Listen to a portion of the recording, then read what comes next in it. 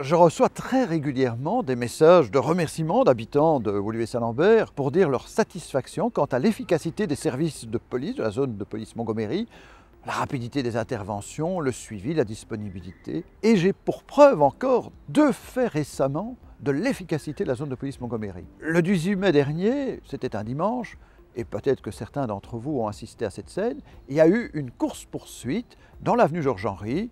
2 personnes qui étaient sur une trottinette, qui n'avaient pas obtempéré un contrôle, étaient poursuivies par des équipes.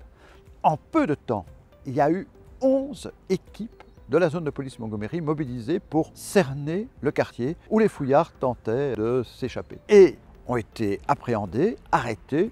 Ils avaient quelques petites bricoles à leur CV. Et encore plus récemment, lors aussi d'un contrôle de police inopiné, une personne recherchée sous mandat d'arrêt international a pu être appréhendée grâce à l'efficacité de la zone de police qui a pu mobiliser 7 équipes à cette occasion.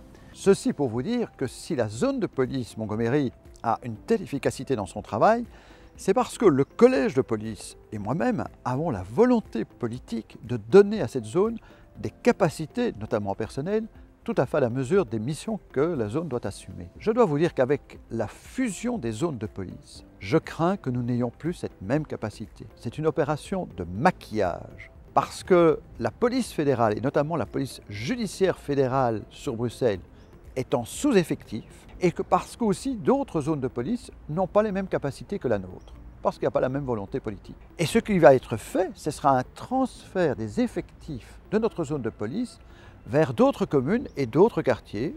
Je crains donc qu'à terme, Woluwe-Saint-Lambert soit pénalisé, alors que les communes continueront à contribuer au financement de la future zone de police unique, et qu'en somme, on devra dire au ministre de l'Intérieur, le MR Bernard Quintin, qu'il sera pour Woluwe-Saint-Lambert et pour d'autres communes proches, le ministre de l'insécurité. Je ne le veux pas, voilà pourquoi je m'oppose fermement à cette fusion des zones de police.